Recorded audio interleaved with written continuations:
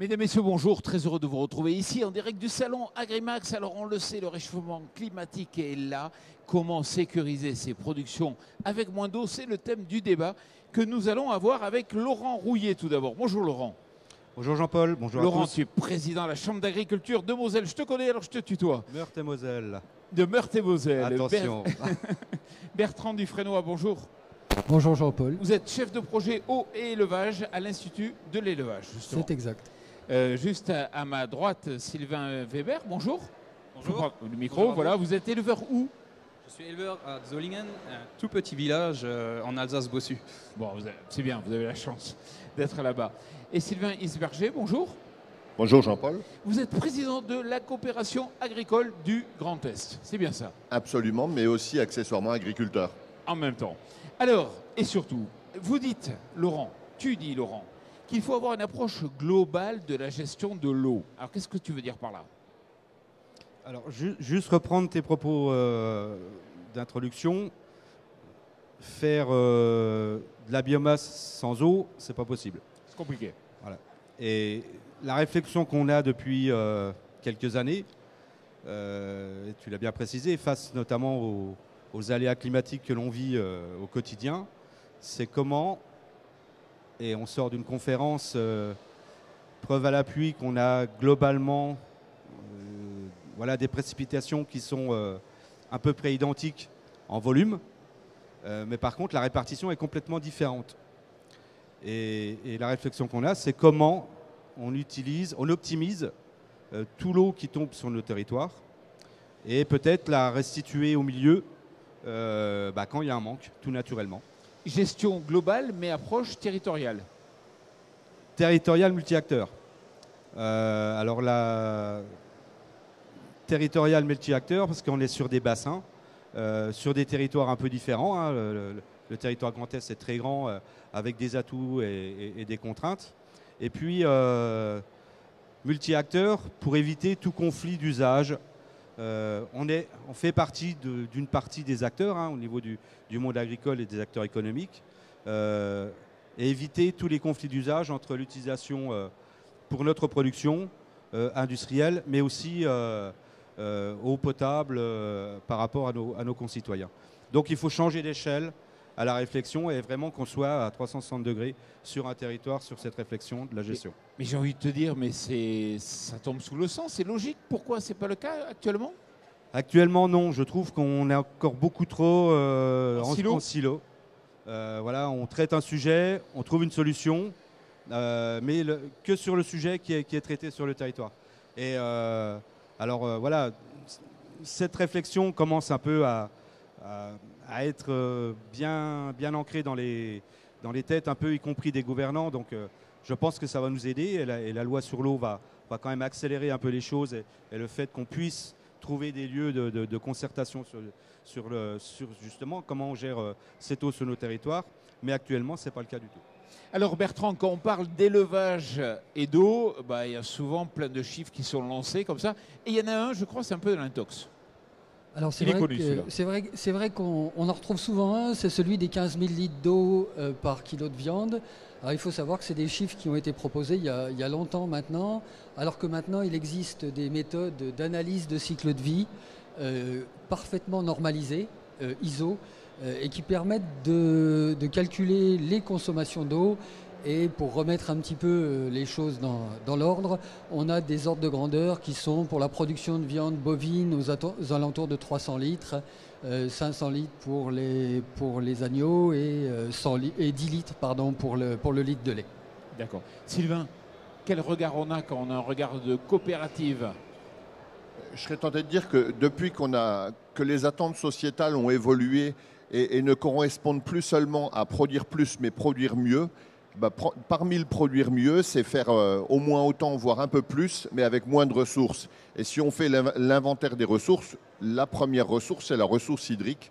Alors on s'est sans doute d'abord préoccupé de l'aspect qualitatif, parce qu'évidemment, après des années de simplement produire plus, on avait sans doute parfois eu des conséquences sur la qualité de l'eau. Mais évidemment, depuis quelques années, les évolutions climatiques font que l'aspect quantitatif importe également. Alors Sylvain, vous avez un projet de retenue collinaire. Alors aujourd'hui, on a une exploitation en bio depuis 15 ans maintenant. Une exploitation de lait et de vaches allaitantes. Et en fait, on se rend compte que c'est de plus en plus difficile de faire des stocks pour l'hiver et puis de sécuriser le pâturage en été pour nos vaches laitières. Et du coup, le projet mûrit depuis plusieurs années pour faire une retenue collinaire, justement, et récupérer de l'eau en hiver qui ruisselle sur nos parcelles pour les rapporter de nouveau en été quand les plantes en ont besoin. Parce que c'est l'éternel problème, c'est-à-dire que l'eau en quantité, en volume absolu est présente, mais pas au bon moment et de moins en moins. La quantité d'eau, justement, elle est toujours pareille sur l'année, mais on arrive à des cumuls d'eau au mois de janvier-février de 200-300 mm, alors qu'au mois de juillet-août, on aura 0. Et c'est vraiment très mal réparti et c'est notre problème aujourd'hui pour faire des cultures. Alors vous savez que quand on lance un projet de retenue collinaire, c'est toujours un peu chaud. Est-ce que vous aviez le choix ou est-ce que c'est obligatoire? Alors le choix, on l'a toujours. On a un choix de rien faire, de voir venir. On avait un choix, on irrigue déjà un peu à partir de rivières, de monter une ligne de 2 km à partir de la rivière et d'irriguer nos 100 hectares autour de la ferme. Et puis on avait la solution d'utiliser l'eau qu'on n'arrive pas à stocker aujourd'hui et qu'on voudrait stocker pour ne pas avoir besoin de puiser justement dans cette rivière. Et vous en êtes où du projet? Alors le projet, il est toujours encore au niveau d'études. Hein. Ça fait maintenant quasiment 4 ans que j'ai contacté la Chambre d'agriculture et on en est toujours encore à des pourparlers, à faire avancer ou reculer. Oui, 4 ans. J'ai regardé mes messages ce matin. Le premier contact, c'était au mois de juillet 2020. 4 ans et donc vous en êtes où alors? Au bout de 4 ans? Au tout début? On en est au tout début. Moi, j'ai les devis, j'ai les prix. Bon, je ne sais pas si les devis seront encore les mêmes aujourd'hui, hein, mais on est toujours encore à ce stade de faire une étude d'impact, de trouver. On a trouvé l'an dernier qu'on était dans une zone humide, donc compensation. On tourne en rond et en fait on n'avance pas. Laurent, c'est décourageant? Alors quand on est au porteur à projet, oui, ça peut l'être. D'autant que, et là je vais être super provocateur, d'autres solutions on en a plein. On arrête l'élevage, soit on met de la céréale, ou on arrête l'élevage et on veut surtout plus s'emmerder à bosser, on met du panneau photovoltaïque. Exact. Eh bien oui, mais économiquement, c'est pas déconnant quoi. Et humainement, et c'est vraiment... Alors, il ne faut pas faire n'importe quoi, on l'entend. Mais dans ce genre d'initiative, alors c'est peut-être parce que tu es un peu trop en avance, malheureusement. Mais pour te rassurer, ceux qui ont de l'avance, voilà, ils ont souvent raison. Mais quand tu es administration, oui, tu rentres pas dans la bonne rubrique, tu découvres un truc, on te classe dans quelle nomenclature, il faut faire une étude d'impact ou pas, une enquête publique ou pas. Et c'est sûr que les carcans administratifs français sont super longs, quoi. Mais voilà, on essaye de t'accompagner au mieux. Et on a face à nous une administration qui, je pense, n'est pas de mauvaise foi, mais qui se couvre un maximum pour que derrière, il n'y ait pas Qui se couvre ou qui prend du temps? Je pense qu'il se couvre. Je pense parce que voilà, on a eu quand même des explications. La DRAF était avec nous cet après-midi. Elle est consciente. Il faut avancer. De toute façon, autrement on va dans le mur. Mais je pense que les services sont emmerdés aujourd'hui. Enfin, je le dis peut-être crûment parce que c'est tout nouveau. Des genres d'infrastructures comme ça, dans le sud, lui, il s'en fait. Chez nous, dans le Grand Est. Soit on pompe dans la nappe, mais des réserves plutôt superficielles, il n'y en a pas beaucoup, quoi. Mais c'est compliqué aussi dans le sud. Hein. Sylvain, tu voulais compléter? On s'est posé la question d'arrêter l'élevage. Hein. La question s'est posée encore il y a 2 ans. Mais il faut pas. Mais je suis éleveur, hein. Oui. C'est mon métier. Oui. Mais on est passé en même temps en zone vulnérable. Toute l'Alsace est passée en zone vulnérable. Donc interdiction de retourner des prairies. Donc on est coincé aujourd'hui. Notre herbe, même si j'aime bien cultiver l'herbe, mais il faut bien qu'on la donne à bouffer à nos animaux. Hein. Et du coup, les animaux sont là, il faut les nourrir, et il faut trouver un moyen de les nourrir. Et Laurent dit très directement, c'est un peu le ventre mou de l'administration qui pose problème. Est-ce que c'est la même vision que tu as, toi, en tant que jeune? C'est quoi? C'est où que ça bloque?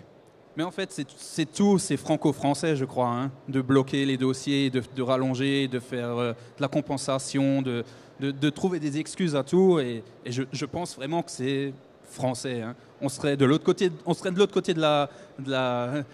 en Allemagne. Je pense que ça passerait beaucoup plus vite un dossier comme ça. Hein.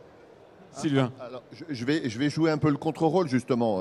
Assurément, en tant qu'agriculteur, j'aurais aussi bien du mal. Mais en même temps, on s'est dit, et Laurent l'a à juste titre dit tout à l'heure, il ne faut pas qu'on travaille en silo.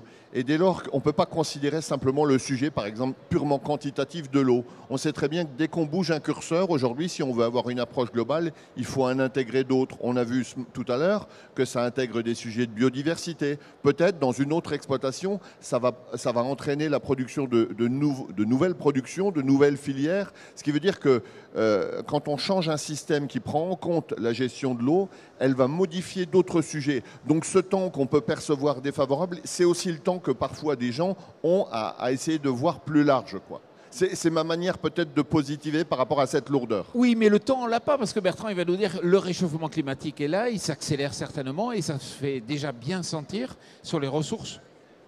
Alors, oui, c'est vrai que de toute façon, les dernières années nous ont bien montré deux grandes caractéristiques qui sont affirmées sur le changement climatique, c'est-à-dire la sécheresse et des périodes et des vagues de chaleur, ça va ensemble hein, bien sûr, des vagues de chaleur qui vont augmenter en nombre et en intensité.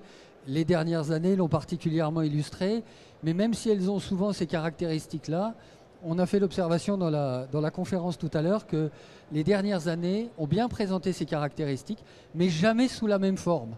Et ça rend les choses encore plus difficiles. C'est-à-dire s'adapter à une sécheresse estivale, c'est différent que de s'adapter à une sécheresse hivernale, à une sécheresse printanière. Voilà, c'est ça les grandes différences. Alors, on peut essayer de trouver des moyens d'action. On pourrait économiser, par exemple. On peut dire, on va économiser. On peut vraiment économiser combien? Quel pourcentage?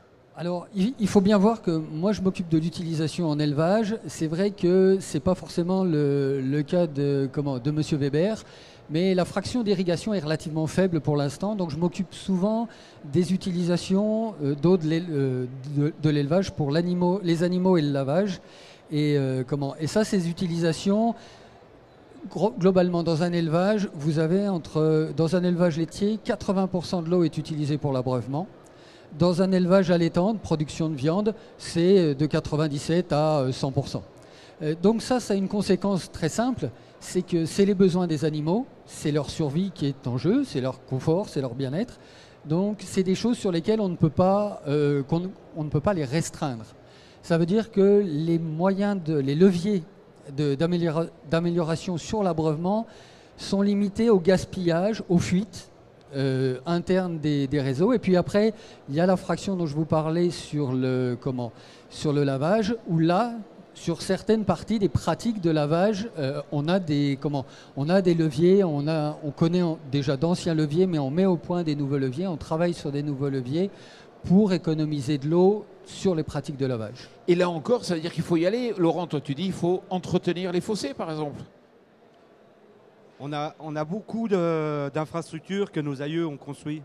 On est, pareil, on en a parlé tout à l'heure, dans la Wavre pour une partie de notre territoire, où des infrastructures existent, des étangs, des mares, mais sauf que tout ça, ça n'a pas été suffisamment entretenu. Ça veut dire qu'on a pris du retard et qu'aujourd'hui... Oui, ça a été mis un peu à l'abandon. Et on pourrait déjà réoptimiser sur la partie stockage de tous ces ouvrages-là. Mais encore faut-il, pareil, qu'on se mette un peu autour de la table, qu'on mette tous les différents opérateurs qui interviennent dans ces territoires-là et définir vraiment cet objectif commun de on a des ouvrages qu'on peut optimiser. Qu'est-ce qu'on en fait demain? Je prends juste un autre exemple, en proximité de chez moi. Je suis à 2 km du lac de Madine. 1100 hectares d'eau qui ont été réalisés avec un barrage. Un seul objectif, qui est noble, je ne conteste pas, alimenter et sécuriser toute l'agglomération en eau potable. L'agriculture, on n'est absolument pas... Et j'ai des parcelles à 2 km et je ne peux rien en faire, quoi. Et ça, c'est frustrant pour un territoire. Et c'est pour ça qu'il faut changer de dimension, de réflexion, pour se dire, on peut optimiser on peut faire des infrastructures, on a ou on crée, comme le cas que vous voulez réaliser sur votre exploitation. Rien de s'interdire et après optimiser cette utilisation de façon collégiale sur ce territoire. Et tu dis qu'il faut investir dans la R&D, c'est maintenant qu'il faut le faire. Je ne sais pas, les outils d'aide à la décision peuvent permettre peut-être un peu d'améliorer à la marge. Exactement, il y a tout ce qui est outils de pilotage. Alors c'est vrai pour l'irrigation, mais c'est vrai aussi peut-être pour la partie élevage. Technique d'irrigation. Voilà, est-ce que des pivots, c'est encore pérenne demain? Je ne sais pas. Mais au moins qu'on ne s'interdise rien. Aller voir des pays qui ont beaucoup plus d'antériorité d'irrigation que nous pour arriver à voir si on peut les intégrer dans nos systèmes et peut-être même demain faire du développement. Hein. On avait 2 témoignages de possibilités de développement de maraîchage parce qu'on a accès à l'eau. Sylvain. Oui, alors moi évidemment, mais ma génétique coopérative me donne un angle encore plus large, c'est-à-dire qu'on considère la consommation d'eau de l'agriculture et on parle finalement que de l'agriculteur. Et l'agriculture, le produit agricole, entre le moment où il est produit et le moment où il arrive sur la table du consommateur, eh bien souvent il a consommé énormément d'eau, pas seulement pour le produire. Et quand Laurent parle de R&D, d'innovation, il y a à faire de l'innovation sans doute à travers l'irrigation, sans doute à travers des variétés ou des espèces qui sont identifiées comme consommant moins ou consommant à une période plus adaptée.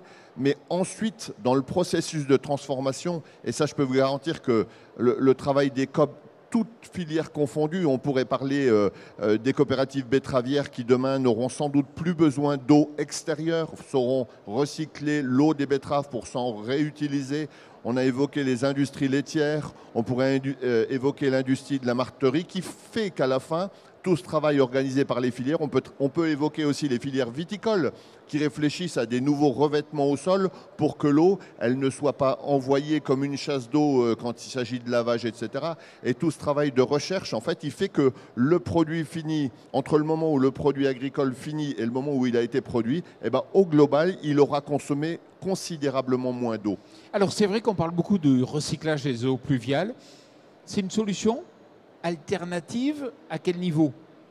Alors, c'est vrai qu'on se retrouve dans la situation où, depuis longtemps, tout le monde pense facilement à recycler des eaux pluviales parce qu'en général, sur les exploitations, tout le monde a une toiture. À partir du moment où on a un toit, on a de quoi collecter de l'eau. Et c'est vrai qu'elle a un petit avantage, c'est que c'est des surfaces non accessibles où les eaux sont susceptibles d'être théoriquement moins contaminées que les eaux ruisselantes. Alors je vous ai dit tout à l'heure qu'une grande part de la consommation dont je m'occupe en élevage, c'est une consommation d'abreuvement. Il y a aussi des consommations de lavage. Donc un des très grands enjeux de la récupération d'eau, si on sort des réseaux d'adduction publique qui sont largement surveillés, c'est sur ces eaux-là, ça va être l'enjeu de maîtriser leur qualité.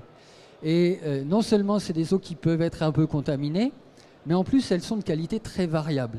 Et donc le grand enjeu de mobiliser ces ressources, mais en fait c'est valable sur les eaux de surface, c'est valable sur les eaux de réutilisation qui viennent d'être évoquées, ça va être la maîtrise de la qualité. On réutilise des eaux qu'il va falloir traiter, qu'il va falloir maîtriser et qu'il va falloir affecter à l'usage pour lequel elles sont adaptées. C'est-à-dire qu'il va vraiment falloir avoir cette adaptation. Et s'adapter à l'espèce, enfin c'est très précis. Voilà, s'adapter aux exigences quand on parle de l'abreuvement, s'adapter non seulement à l'espèce, mais à l'âge, au stade où ils en sont, une vache allaitante au moment où elle allaite son veau. Pour le lavage, il y a des lavages qui ne sont pas du tout sensibles, alors que d'autres sont extrêmement sensibles.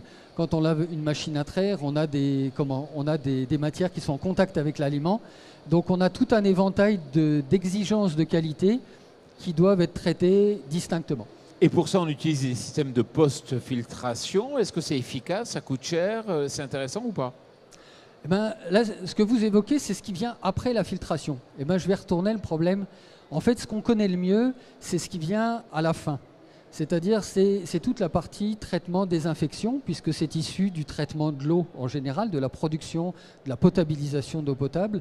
Ça, en général, ce travail-là, on le connaît plutôt bien. Être capable de désinfecter de l'eau, il existe des produits chimiques qui sont faits pour ça. Par contre, ce qu'on maîtrise moins, c'est de pouvoir arriver à ces traitements avec une eau la plus propre possible et de stocker notamment une eau la plus propre possible. Donc ce n'est pas tellement le post-traitement qui nous intéresse, ça serait le pré-traitement, c'est-à-dire tout ce qui est fait en amont pour éviter de stocker une eau qui ne soit plus traitable correctement. Donc c'est là que nos travaux sont les plus importants en termes de maîtrise de la qualité de l'eau. Sylvain. Peut-être aussi au passage, il faut dire une chose, c'est qu'on a une réglementation autour de ces utilisations de ces eaux diverses, on va dire comme ça, qui est encore calée sur une époque où on considérait l'eau comme une ressource illimitée. Donc on mettait des normes terriblement dures. Il ne s'agit surtout pas de faire marche arrière sur l'exigence sanitaire auquel nos sociétés sont arrivées.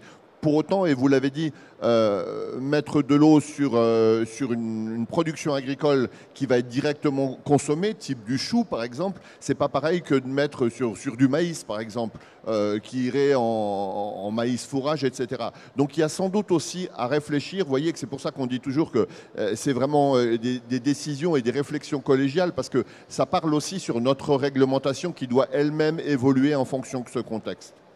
Sylvain, toutes ces techniques alternatives, ça vous semble marginal, intéressant? Comment vous les voyez? Alors, tout est vraiment intéressant, mais je vais rester, comme je l'ai dit dans la conférence à mon collègue à côté de moi, je suis éleveur, je suis agriculteur, je ne suis pas producteur d'électricité, je ne suis pas méthaniseur.